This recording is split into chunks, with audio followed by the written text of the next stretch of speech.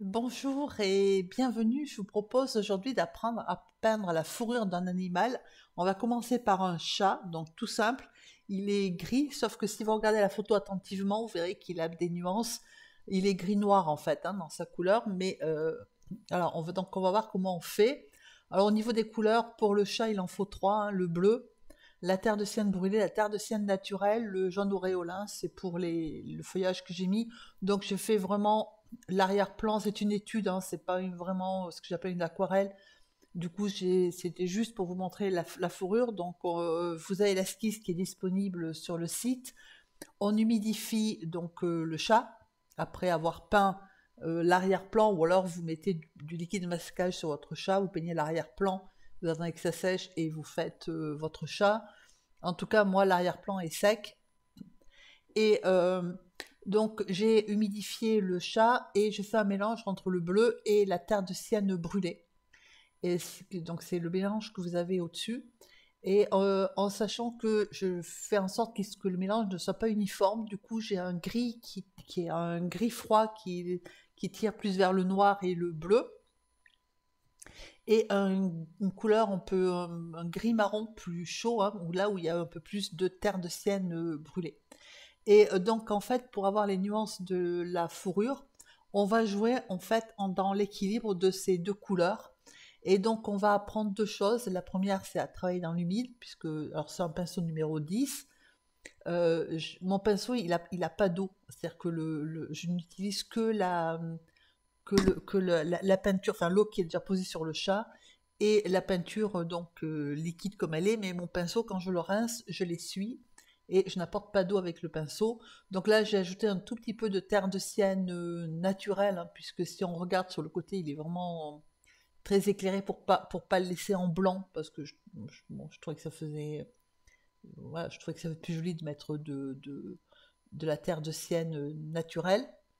Ça fonctionne cette technique-là si vous utilisez de la peinture qui est transparente.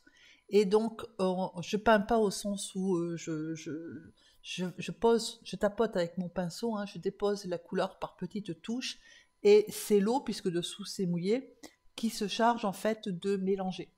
Voilà, donc c'est la première couche en fait, le premier passage de couleur, on le fait en temps réel pour que vous voyez bien comment je fais. Et l'intérêt donc de cette technique qui fonctionne avec plusieurs passages de couleurs, vous verrez pourquoi. Donc là, en fait, je prends mes couleurs, alors c'est vrai qu'il y a le mélange de base, mais après, euh, vous voyez que le mélange n'est pas uniforme, parce que quand je le pose sur le papier, selon où j'ai pris, où le pinceau a pris la couleur, il y a un peu plus entre guillemets, de marron, c'est-à-dire de terre de sienne brûlée, que de bleu. Voilà, donc ça nous donne un gris qui. Et puis rien que le fait de tapoter comme ça avec le pinceau, hein, dans l'eau, vous voyez qu'on n'a pas un passage qui est uniforme, on n'a pas une couleur qui est uniforme, et c'est ce qu'on veut, parce que peindre chat, si vous prenez du gris tout fait et que vous peignez, enfin vous coloriez entre guillemets votre chat, c'est sûr que c'est pas très compliqué à faire, ça non plus d'ailleurs, c'est pas très compliqué à faire, mais vous n'aurez pas de jeu de couleurs et de nuances et de jeu de lumière. Donc ça, le premier passage, en fait, il se fait comme ça, en faisant attention à mettre un peu plus de gris foncé là où le chat est plus foncé, et à mettre un peu plus de mélange avec la terre de sienne brûlée, là où il est éclairé par le soleil, puisque on voit bien qu'il est, les endroits, il est presque marron, enfin voilà, le chat, le pelage est éclairé par le couchant. Alors, pour la queue, j'ai fait un côté qui est plus lisse, hein, c'est le côté en haut extérieur. Et là, ce que j'essaie de faire, c'est qu'elle m'a suggéré un tout petit peu le poil de la bête. Alors, on peut incliner aussi un tout petit peu le papier pour que les couleurs se diffusent un petit peu plus. Là, ce que j'ai fait, c'est que j'ai passé ce que je suis en train de refaire aussi à la queue. J'ai rincé mon pinceau, je l'ai essoré et je l'ai passé sur le bord de la peinture. Alors pourquoi? Parce qu'en faisant ça, ça fait diffuser la peinture, et donc ça va suggérer les poils du chat qui sont très fins, très courts, puisque ça c'est un chat à poil court, mais il n'empêche que, voilà, pour donner l'illusion de la fourrure, j'ai fait comme ça, c'est-à-dire qu'on passe avant que ça sèche, hein, son pinceau. Par contre, il ne faut pas apporter d'eau, parce que si vous apportez d'eau, ça va vous faire une auréole, puisque l'eau chasse le pigment. Voilà, vous allez voir, c'est ce que je suis en train de faire. Donc là, j'apporte de l'eau. On voit bien que l'eau chasse le pigment. Alors, pourquoi est-ce que j'apporte de l'eau? D'abord parce que c'est une étude, donc c'est ce que j'appelle, en fait, si vous voulez, c'est un peu une expérience. Et puis que j'aime bien tester aussi. Et puis ensuite, parce que le poil de la bête, si vous regardez, d'abord il y a une implantation avec des sens différents. Et je veux pas quelque chose de lisse.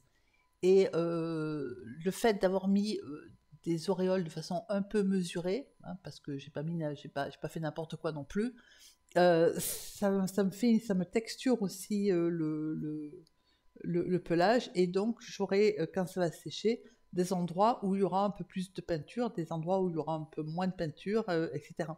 Et donc en fait, l'intérêt il est là. Alors là, on voit qu'en fait c'est un petit peu bleu, c'est bleuté, alors que quand je l'ai posé, c'est parce qu'on voyait, hein. Donc là, le bleu prend le pas, le bleu d'outre-mer prend le pas, en fait, sur la terre de sienne brûlée. Alors, c'est pas un souci. Si vraiment vous voulez pas que ça prenne le pas, il faut faire un mélange qui soit homogène. C'est-à-dire que vous prenez votre mélange, hein, de bleu et de terre de sienne brûlée, vous le mélangez bien, et vous aurez donc une couleur qui sera homogène. Moi, c'est pas du tout ce que j'ai fait. Si vous regardez, il y a du bleu, il y a la terre de sienne, et puis ça se rencontre au milieu, mais on voit bien juste sur la palette déjà qu'il y a plusieurs nuances sur la palette. Ça veut dire que selon où je trempe mon pinceau, j'ai pas les mêmes couleurs. Voilà. Donc après, c'est aussi une question de choix. Moi, ce que je voulais, c'était un pelage qui soit pas homogène, hein, avec des reflets, parce que le chat, quand on le regarde bien, il y a des endroits, surtout foncés comme ça, où il a des reflets un peu bleutés, des endroits où il y a des reflets un peu gris clair, des reflets où c'est presque blanc, avec le duvet de dessous, et des reflets où c'est plutôt terre de sienne brûlée, enfin marron clair, quoi. Alors on laisse bien sécher, et on va réhumidifier son chat, en fait, de manière à intensifier un peu les couleurs. Donc là déjà on voit il a quand même plusieurs nuances. Et donc j'ai commencé par des couleurs plus claires. Vous voyez que là c'est très dilué, sauf que ça convient pas tant que ça. Alors j'ai essayé du violet, mais le violet ça va pas très bien là dans ce contexte-là. Et du coup j'ai ajouté un peu plus donc de terre de sienne brûlée, et surtout de la peinture d'une consistance un peu plus forte, c'est-à-dire qu'en fait elle est un peu moins diluée que ce que j'avais commencé à faire au départ. Et je suis en train d'ajouter toujours par petites touches. Donc là par contre j'ai accéléré, hein, parce que c'est exactement la même chose que précédemment, sauf que c'est un deuxième passage de couleur. Là c'est pareil, j'essaie pas de faire exactement, de faire quelque chose d'uniforme.